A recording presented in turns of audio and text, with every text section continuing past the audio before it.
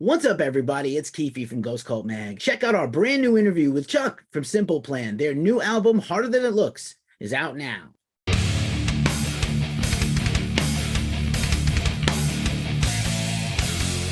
Charles of Simple Plan, how you doing, man? Hey, how you doing, man? I'm great, and you? Thanks for having me. Yeah, of course. Thanks for being here. Congratulations on your recently released album, Harder Than It Looks. First album in 6 years. Lots to unpack there, but first and foremost, you guys are out on tour right now, supporting the Yes, album, touring through the States all summer, which is super awesome. How's the tour been going and how are you guys all doing? yeah, it's exciting time. New music is out, the new album, like you said, and we're on tour with Sum 41 on the Blame Canada tour across the U.S. It's been amazing. We're on leg two. We had the first leg in May. Honestly, the shows have been insane all over the country. Everything is sold out. I think there's one show on this leg, the last one that we added, like the second New Jersey night. That's the only one that you can still get tickets for. So everything else has been sold out completely. The crowds have been so enthusiastic and fun. It's been great for us to have a chance to get back on stage to reconnect with what we love the most in the world, which is play music for people. We obviously missed it a lot over the last 2 years. So that's been quite special. And no, yeah, man. I mean, it's just been a blast, and it's great to tour with Sum 41. We love them. We're with Magnolia Park as well right now, and we had our friends set it off on the first leg, so it was like a stacked lineup, and I think people are just excited to see live music again. So excited. That is the vibe at every show I have been to of late. And it's kind of funny. It's the maybe not ironic, but funny in an actually funny, coincidental way that it's like the year of the Canadian rock and punk band comeback. Although not a comeback like you ever went away, but like there's a whole bunch of new albums by your Right. Eastern Canadian punk legends. And so it's a lot of fun to have these albums out right now all at the same time. And then even across different genres, like Silverstein is out there on tour. Their new album just slams. So, so much fun, so much fun. Yeah, absolutely. I mean, it's a great scene. It's we've always been really proud to be from Canada and to play with Canadian bands. And it's actually the first time that we tour with our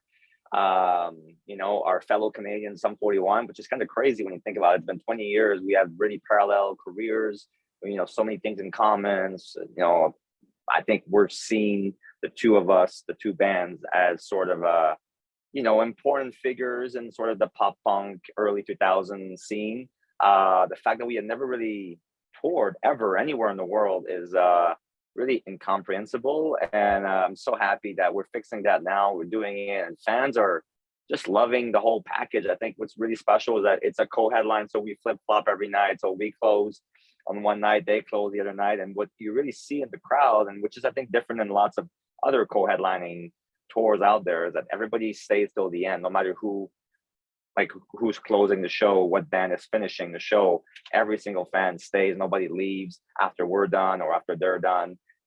So it's a great vibe, and I think people are getting their money's worth, which was the whole idea of this tour, was because you want to create an event, something that people look at and go like, man, this might never happen again. I need to be there, and this was the goal, and I think so far so good. That's amazing. I don't often say this, but the fans are really getting treated to a fantastic show. I have been to shows even recently where the middle band or the co-headline band, first band finishes and a whole wave of people leave. It's a bummer. To see as Yeah. just a fan and a journalist, it's a bummer to see. So I'm so glad to hear that everybody is hanging into the end and it's a big old party. Magnolia Park is also really great. And of course, Set It Off, also a big fan here. So you guys have picked great bands to tour with, and Derek is on the new album. Yes, uh he is. Yes, I've ruined my Coincidences. life. Yeah. Well, I Yeah. mean, I actually, it wasn't really. It's we kind of decided to invite him to sing on the song when we had this whole idea for the tour. When it was coming together, we just thought, hey, that'd be really cool to not only be on tour together, but also collaborate musically on a like in a very official way on the album. We had never done it before with them before. We had the chance to work with some awesome bands in our career, awesome artists. We had Rivers from Weezer on the record. We had Mark from Blink on the first album, obviously. Joel from Good Charlotte. We had Alex from All Time Low. Jordan from New Found Glory. I mean, just a lot, and also Sean Paul and lots of other different types of artists. So I think we've always really enjoyed collaborations, and we've always enjoyed what that brings to our records and to our sound. And to bring Derek was just like a natural thing with the tour coming up, and with the two bands being in lots of ways having so much in common, in terms of history and all that. Just felt right.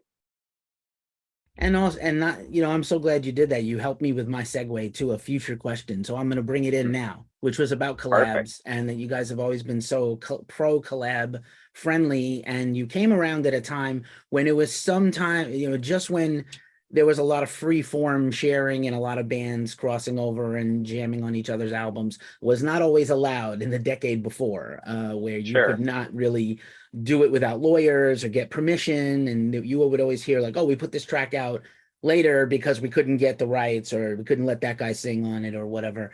And you have been so good at these collabs. So it's great to see the tradition continues. And I also just kind of randomly, I also think that it's funny that some 41 and Simple Plan have like not just similar career arcs, but they're arriving in a similar place now. Could be the age, we're all growing older and why, you know, wisening up and you know, feeling ourselves in our moments. We're having the world is on fire. And so Mhm. what you got to do is ground yourself and you know, think about your life. And so I don't want to say this is the more grown-up Simple Plan, but certainly a different band than 20, you know, 2002 or 99, 98, 99, right? Yeah. Well, I think it's really interesting. We've been wanting to do this. I mean, if you're talking about specifically with Sum 41, we've been wanting to tour with them for a long time. I think we talked them the first time we were in Japan playing this festival called Punk Springs. We were both on the same bill, and we kind of said like, "Hey, we should. This works. This is great. We should do this together. We should go on tour. I think it would be amazing. Our fans would love it." And I think that at the time they were not really ready to do that. They had like different plans. They had maybe a bit of a different sound that they were exploring and everything, and it just kind of like stayed with them, I guess, and stayed with us. And it's something that we would talk about once in a while and kind of revisit. And then finally, I think the timing was right. In 2022, they had a big anniversary of their, first record, and we had the same thing with No Pads and Not Just Balls turning 20. And I think also, like you said, yes, bands do mature, do change. Their perspective will change and kind of evolve. I think that has to do with that for sure. I think that I don't want to speak on their behalf, but I think that they're sort of re-embracing their pop punk roots and and kind of like um yeah, like kind of celebrating that again, which I think is amazing. I think the fans love that side of that band, but they also love the heavier side. And but I think it's a great fit for us on the tour. And as far as like doing collaborations and everything, I think we've always enjoyed. I think for us, we always saw it as in terms of creative, it's just fun, and it changes things up, and it keeps your records interesting. But also, it kind of shows, or it showcases you to a whole bunch of people that might not be aware of you or might not know a certain side of your band, and then they get curious, they check out, the collab, and they're like, oh wow, I like that. It's a good fit, and I'm going to check them out. And I think each band benefits in lots of ways by doing that. And you're seeing it now with streaming services. Now it's like everybody's doing that because it sort of it takes the two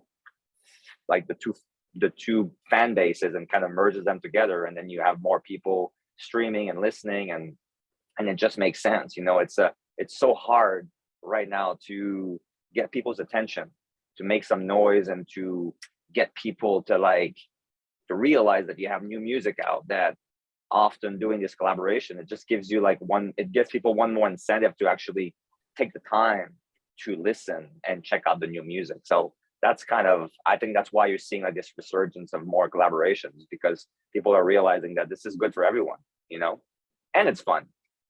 Right on. In a way to completely ruin any of my rock credibility, I'm gonna say actually probably my favorite one beside the Weezer one, because I love Weezer, is the Natasha Bedingfield song, because that song is Oh just it yeah. slaps. It slaps so good. Yeah, jet lag. That was awesome. We were so stoked to do that. It was definitely left field, and we were a little concerned at first when what our fans are gonna think. And then it came out, and it was like a slam dunk. Everybody loved it. And people like you that are more like, the hard rockers, or like they were into it, and people that love our pop side were into it, and we loved it. And she was so lovely and nice. And yeah, it was really cool. We love that song so much. Right on. A good song is a good song to me. It doesn't matter, you know, pop, metal, classical, rap, whatever. A I good song is a agree, good song. 100%. And she's great. She's absolutely great. I also, just out of curiosity, it's just really interesting. This first record in 6 years. I feel like you guys are at the point where you're almost producing yourselves. I know you did this album very DIY and independent, which is kind of a throwback to the, you know, the before times before you guys were big. And yeah, just thoughts about kind of also being independent at this part of your career, you know, and Yeah, any challenges on that, or anything that was extra smooth because it was more in-house.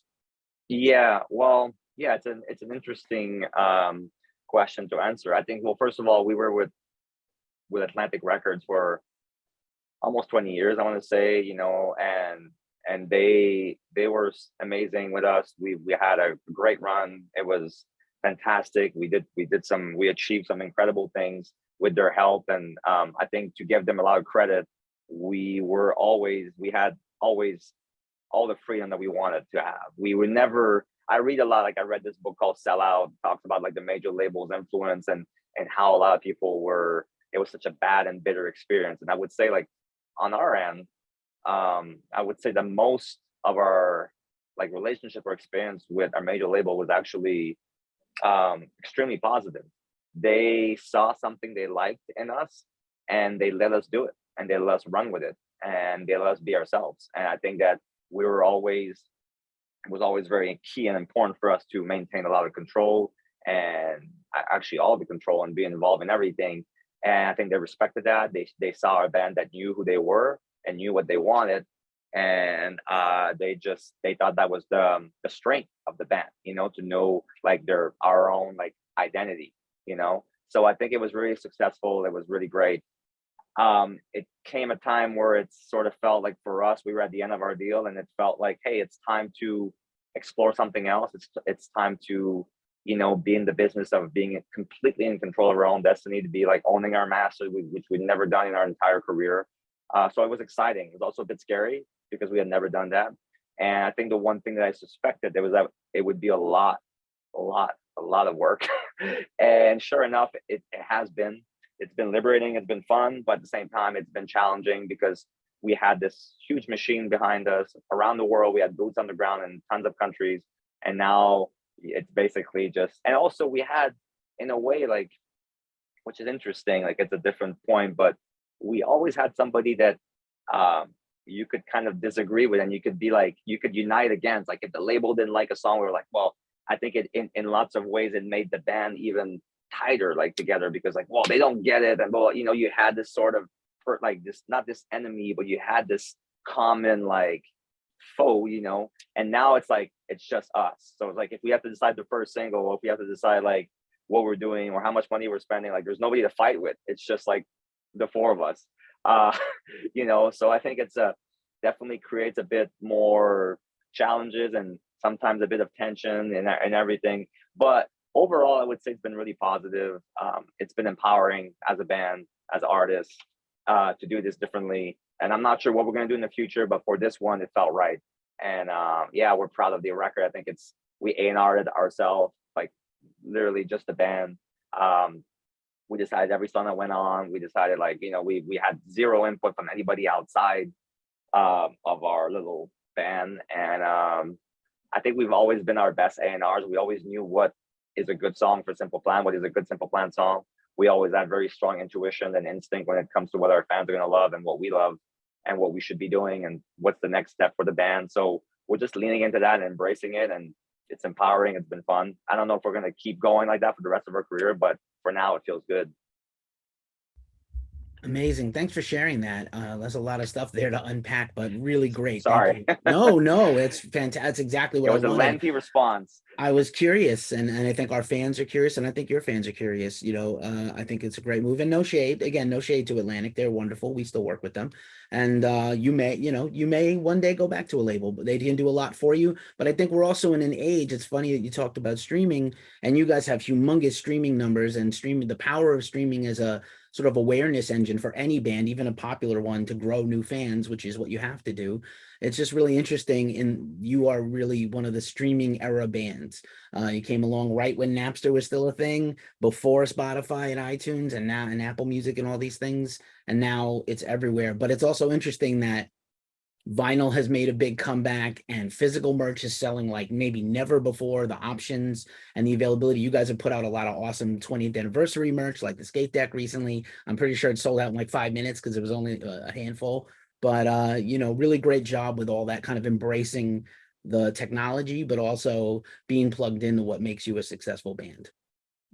Yeah, man, it's been yeah, to kind of pick up on your point, it's been really interesting. We really lived through many different eras. Like when we started, you had to put out cassette tapes still and CDs, and that was really the name of the game, was the physical product. Even though Napster had just started and it was a thing, but it wasn't yet dominating. You know, it was kind of like, so we lived through that, and then the Apple Store came in and sort of, I wouldn't say killed the album, but sort of started to you know, put like a little bit of I mean, like it started to kind of challenge the album domination, right? So you could split up song by song, and it brought it back to a more like 1950s style of like singles, you know.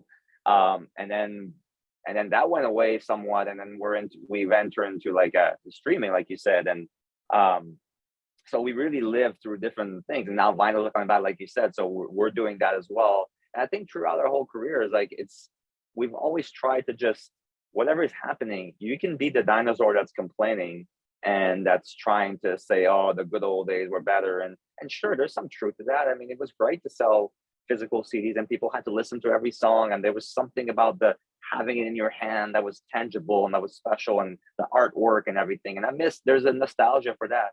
But at the same time, like, you can't be, if you want to stay current as a band, you just got to embrace what's happening, and you can't be that dinosaur that's just screaming like it used to be better in my days. Like, so like, I'll give you an example, like being on social media and being on TikTok, like that's something that we started like doing in 99 2000. Even before we had a record deal, we had a website and we had emails where people could write us, and we were talking and interacting, and we were putting out these little recap videos way before Instagram and way before MySpace or anything, because we wanted to be accessible. We wanted to be the kind of band that you would know about. You would know each guy in the band. You would understand the story. You would be able to connect, not just with the songs, but with who we were as people. That was always been very important. And now we're still doing that. We're transposing that attitude, but it's on different platforms. Now it's on Instagram. It was on Twitter for a while, and now it's on TikTok, and it's like on YouTube or whatever. And I think that at first, like the whole TikTok thing was a little foreign for us, and we didn't know if we could fit in on there. And you know, it was kind of like, it was very like lots of choreographies and dancing, and we're like, I don't know, man, that's really not our jam. And then we got sort of pushed into it a bit by accident, and kind of forced into it when this I'm Just a Kid challenge happened. It was, at first we were completely unaware and a bit oblivious to it, and then people kept telling us like, man, you need to check that out. That TikTok thing is like, you guys are blowing up on there. Like, all right, whatever. And then like people, and then like Jared from Bowling for Soup even like call us and like, dudes, you need to check this out. This is huge. And we realized, and at first we were a bit like, what do we do with this? And we didn't really know how to enter the space. But then we decided to lean into it, and it's been amazing. I mean, we're finding old casual fans that have forgotten about the band, and they're coming back because they're seeing us on TikTok. We're coming up on their For You page, and we're doing stuff every day. We're having fun with it. We're leaning into it. I mean, obviously we got lucky. We had this gigantic viral thing that really helped us to get into it. But now we're looking at like 1.2 million followers on this thing. It's our biggest platform, you know, and like we're reaching so many people. And like, you know what? Like, it's awesome. So many bands of our generation are not doing it, and I think like it gives us a chance to reach more people, and that's always been the goal since day one, is have our music heard. That's all we ever wanted, was have people sing our songs, have people connect with our music, have people know that we exist, you know, and then they can decide if they like it or not, you know, if they want to come to a show and all that. But it all starts with like the chance to be heard. You know, that's really what this whole thing has been about for us. Is every decision that we've made we've made it based on like, hey, if we do this, will people hear about us? Like doing the Scooby-Doo soundtrack, for example, doing even like a movie like the Mary Kate and Ashley movie, like New York Minute. We thought, okay, we're gonna get some backlash for doing that, but then we said, you know what? We're being ourselves. We're playing live in the movie. We're playing a song we love. We're dressing the way we dress. People will get a chance to decide if they like the band or not. They'll get a chance to hear us, and that's always been the mentality, you know. Awesome. I back that take. It's always a challenge, I think, sometimes when you get too popular, you lose some people you started out with that felt that you were their band. You guys have never been afraid to take chances. They've all seemed to pay off, even if they seem, at the time like, okay, cool. So, credit to you guys for sticking it out and staying true to yourselves. Just as we wind this down, I want to give you back the rest of your day. You're on tour. You need to relax before the show. It's just really again, I keep hitting back on this. It's funny. I watched the Woodstock 99 new documentary. It's a long story, I but saw that, yeah, yeah, on Netflix, I right? was there, by the way. It was crazy. It Oh, really nice. it's pretty much out, as they said, more or less, some of it, I'm not sure. I'm not sure it's fair to blame the bands themselves for being a band and making music that's fast, aggressive and whatever. They seem to spend a lot of time on the Offspring beating up blow up dolls of the Backstreet Boys. Like, there's always going to be sects. There's always going to be the punks are cooler than the pop kids, or the pop punks are cooler than the ex whoever kids. So, there's always going to be rifts. And it's weird for me to see that the culture of music fans get blamed. Obviously, there was a lot of terrible shit that happened, and not your fault. But it just reminded me of that era, where it was like an innocent era, an innocent time. A blink could only happen at that time. You guys came out at that time. Sum 41 hit big at that time. So it just kind of reminded me, kind of nostalgia, in a nostalgia kind of way, of that era. And yeah, it seems like nowadays the grown-up punks and emos are going to have their say, whether it's TikTok or something else. So that's really cool. Your fans have stuck by you this whole time. Yeah, I mean, it's been really interesting. That I think when you're, it's when we came out, there's obviously a lot of debate in the scene. Okay, are they a pop band? Are they a punk band? Are they too pop for punk or too punk for pop? And we always felt like we were just ourselves, and we could do a super fast punk rock song and then do something that was, like perfect. That was a more honest and heartfelt ballad, and that was us because we like both, and it was okay. And then we would go on and like do the Warp Tour, and then we would turn around and um, do a tour with Avril, and we felt like we as a band could exist in these two spaces.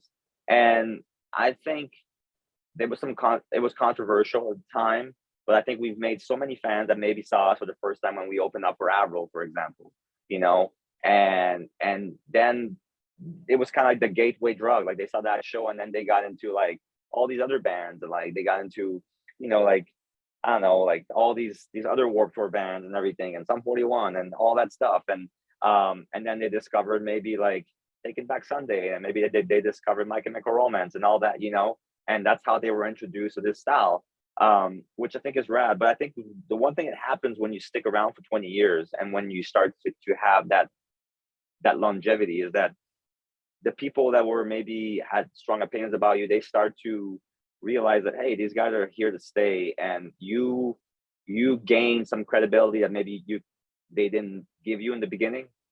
Because man, like it's been 20 years, they're still here, they're still doing what they love, there's still people showing up, a lot, and actually more people than ever showing up. And so I think there's people kind of like this whole, and also the world changed, like this whole sellout debate has evolved, and I don't think it's really relevant the way that it used to be.